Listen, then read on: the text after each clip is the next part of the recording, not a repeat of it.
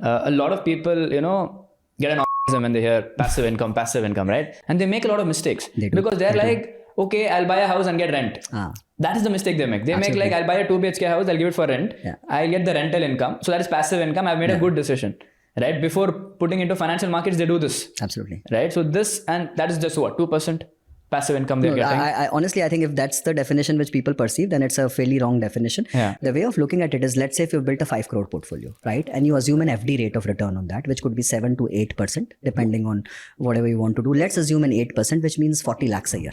So if you have a corpus which can sustain or give you 40 lakhs a year, right? And that's good enough for your expenses, that takes care of all your lifestyle or whatever, right? And if you're comfortable with that, means you've attained first level of financial freedom in life, which means you are good enough, basically, right? So that's one measure which quite a lot of people use. So I was just looking at the stats in India.